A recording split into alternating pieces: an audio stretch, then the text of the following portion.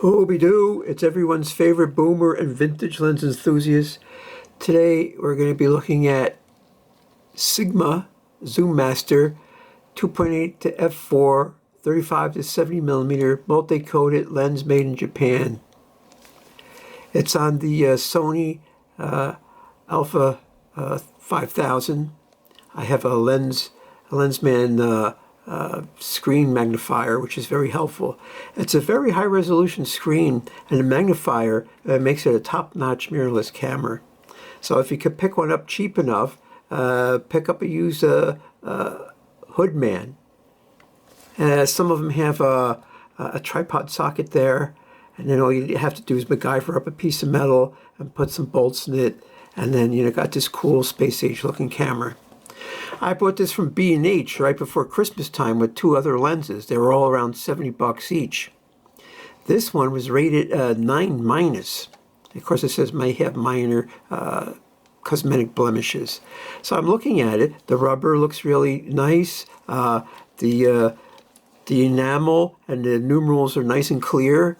You know what? The push-pull zoom stays where you put it, which is pretty cool. And it has this weird, see what happens, you turn it, and this part moves. Now, I gotta get a pointing device. Here we go, here's a pointing device. I have a big fat sausage fingers. Can you see these specks here? There are specks here. There's a couple specks. They're not dust, they're not dirt.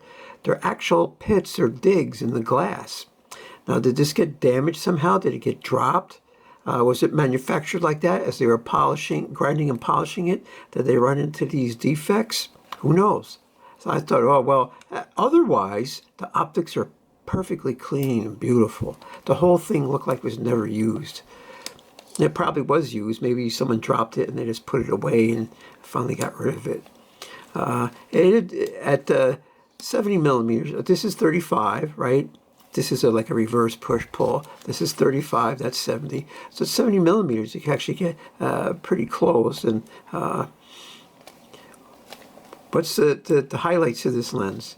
Resistant to flare and ghosting. I was adjusting the colors and the contrast, and on one or two pictures I seen very faint ghosting or flaring. And I was shooting in the sun a lot. And I wasn't using a lens hood either.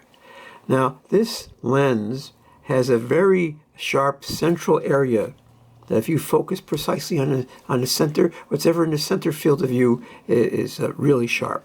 It seems like in this example, the right side is sharper than the left side. What can I say? So I went to the 3rd annual Ringwood, New Jersey Holiday Observers Car Show. And I've been to the first one, the second one. There's a lot of cars there, a lot of people there. They had vendors. It looks like it's going to turn into a spiffy car show. And I like it because it's so close. It's like a 20-minute drive, so of course I'm going to go. Saturday the 16th was a bright sunny day, but it was chilly. We had like a chilly runner weather. And then it started at 10 o'clock, but I get there at 9. Because I like to see the cars roll in, and there's quite a number of cars there, more than I expected. So I walked around and took some pictures. I'm doing VR now. I have an R7, and I brought that twin fisheye lens to do VR, and I was experimenting at this car show. But after I did that for like 45 minutes, I put it away, and I took this out of the gadget bag, and I did more traditional stuff. So it's very sharp in the middle. You got to watch out. On the left side is definitely softer. Stop down the, I was using the F11 and F16. F11, F16. Because it was bright and sunny. So the only thing I was doing there was varying the shutter speed. Actually, I left at F11, and that would be at 35 millimeters. And then as I zoomed up to 70 millimeters, because it's variable aperture, it went to F16. And it made my life easier to, I didn't have to finagle too much. All right, so I was focusing stop down. I had a 10x live view, right, 10x magnifying. And yeah, it looks sharp, but sometimes you don't know which side of the depth of field you're on. But you know, even at 35 millimeters, you think you have a large depth of field, but on these mirrorless cameras, you do not. The depth of field is very limited. Uh, so, so it has an issue. These, I don't know if these spots, I don't know if you can see these spots. There's these spots, and they're not, like I said, they're not dust or dirt. They're actually specks. You can feel it if you run something sharp off it, like a plastic needle. You can feel like there's a little dig there. So no, but other than that, it's in perfect condition. I used it before when I first got it, and I went to a Hackensack, and it was like 20 degrees out, and I was very disappointed with it. But then that could be, you know, the temperature variations going from being in a car to out. I had troubles focusing it and all this other stuff. But I didn't have any trouble focusing it at the car show. It was a lot warmer. It was already in the 70s when I got there. I got there at 9:30. I stayed till 11:30, and my brains were starting to bake, so I bailed out. So, is it worth the $70 I paid for it? Probably not. But if you could get one under 50 and probably around 30, it's a good value. And of course, luckily, mostly anything important you're going to take is going to be in the center of the picture, and that's where it's the sharpest. And it is sharp. It's really sharp. Because of the multi-coating, it had really excellent colors and graduations of colors, like cars, you know, the way, oh, and it has sunbursts. In a slideshow, you'll see sunbursts. I wasn't using a sunburst filter. It just made sunbursts because of the aperture. 1, 2, 3, 4, 5, 6. 6 aperture blades. And it looks like they're curved, too. But man, it made some, but you know, it made the cars look a little more pizzazzy. The sun was so bright, and it's refracting off all the chrome, and there's just these starbursts, sunbursts all over. But why don't we just jump into pictures, and you can see yourself what it's all about, and decide. Like I said, you find one in a garage sale. Maybe you can find one that doesn't have like damage to the front element. Maybe they're better. Or maybe they're all like that. Who knows? It's a Sigma. What could I say? It's not a great lens, but it's not a bad lens. It seemed to work really well at the car show, which I thought was amazing. So I'll probably be using this lens some more and playing with it. But let's jump into slideshow. And, you know, one word is worth 1,000 pictures. Well, 1,000 pictures is worth one word, too. So let's see what it's all about. Third annual Ringwood Holiday Observers Car Show. Turned out to be pretty decent. They had a good crowd of cars and then a good crowd of people, and they had food vendors. And I just went there. I got there, official opening was 10 o'clock. I get there at 9:30, and it was about half filled up. And I start shooting away with the Sigma zoom, 2.8 to f4, 35 to 70 millimeters. And it had some damage on the front element. Otherwise, it is in perfect operating condition. Now, if you look at these center photos, like I present the overview, and then the center is I zoomed up on it, like here, and it's really, really super sharp in the middle. But you would expect that at f11 and f16. It's relatively fault-free and unaberrated in the center. Of course, on the left side, it's a little bit blurry. But even 35 to 70 in the middle, it's right on the money. And I was shooting all different, you know, varying the shutter speed. And I had to post-process a lot of these pictures just to bring up the saturation or the gamma or something. And it was a sunny day. And like I said, there's a parking lot. There was no shade.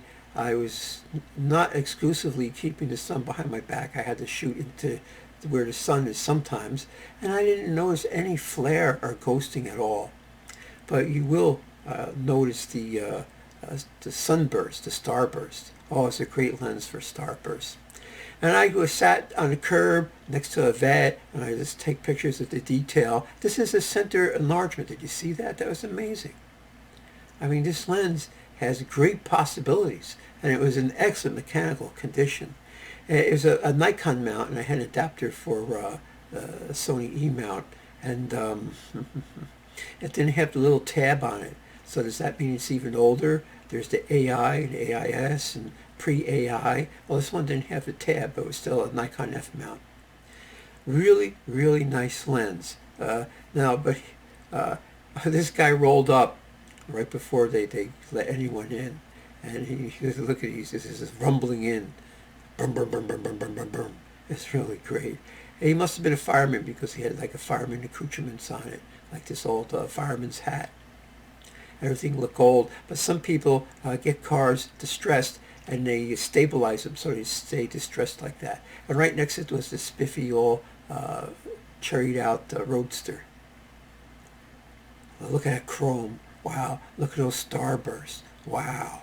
Oh, I see there was a little bit of flare there, and there's a little bit of flare there, but that's after adjusting it for the shadows. I went overboard. And generally, you're not going to notice any flares or ghosting in this lens. So it has that going for it. It has a really good anti-reach. See how soft that is in the upper left? It has a really good anti-reflection coatings. It's super sharp in the middle. It has a decent zoom range, 35 to 70. Here's the upper left is soft again. And look at those starbursts. Now, I was focusing, stopped down at f11 and f16, so it could be that I was on one end of the depth of field where the subject was in focus. But here's look at to see how blurry that sign is. That's on the left side. Same picture on the right side, and the signs are much sharper. And that building was far enough away it wouldn't have mattered if I was not completely parallel to it. See, and here is another shot, upper right. And here's that sign again. See, the bistro sign was a lot sharper. And see how it's just soft. You know, at f11, you think you would have this great depth of field, but apparently you do not. But aside from that, in the center was great. If you want to zoom up on something, if you think you see Bigfoot off in the distance or some UFO, go for it. Just keep it in the center, and you could zoom up on it, you know, crop it. See, the overview pictures look nice and sharp, but you see, part of that tube is sharp and one is blurry. And here's it was blurry close, but it was sharper far away. So was that the way I focused it? You know, but I don't know. I can't say. No, don't want to nitpick, but you know, I got it for $70, a 9- from B&H. This is a center. That's really great. Of course, I had to adjust the levels so to bring out the detail. So yeah, it's grainy. That's the camera, not the lens. But this is the upper left, and it was blurry there. And this is the upper right, and it's acceptable. What can I say? Nice camera. It's a nice camera lens combo. If you don't expect it to be like Nikon or Canon or even Pentax quality. You know, it's one of these deals where you got to just, if you get it cheap, $30, $40, $50, yeah, you got a good lens, without a doubt. I thought it was garbage at first, but after I went to this car show, here's the center. That's great. You know, you can see all the rust on this guy's bumper. It's always take a picture of a black car that has a colorful car next to it, because they have the deep mirror finish that just reflects and refracts off it, and you can get some interesting abstract photos out of it. Look at this guy's engine. Oh my God. That's like a Road Warrior grade engine. Now this is an upscale crop. I upscaled that. I went below 1920 by 1080, and I upscaled it to fit the screen, and it held up. And that's the center. It's excellent in the center. Now you got to remember, this lens was made back in the day for full frame film cameras. Of course, they have full frame digital chips now. I could not imagine putting this thing on a full frame, because if it's starting to get blurry in the corners on a crop sensor, it's going to be even worse in a full frame. Stop down to f11 and f16 where everything's supposed to be clean and decent. Look at the starbursts on this thing. You know, I don't own a starburst filter. This is what the lens was doing. So I think it was pretty cool. You know, highlights all these the chrome and everything. So I came back from the car show, and I just did a quickie macro shots of some flowers in my front yard, and it's good. It's all right. You know, a Sigma is not my go-to second or third string lens. I'd rather get a Tokina than a Sigma. But if you could get it cheap, hey, they're not too bad. You know what I'm saying? I'm not saying this lens is garbage. I do have some more respect for it. But, I'll probably use it again. Maybe you'll see some other slideshow in the future.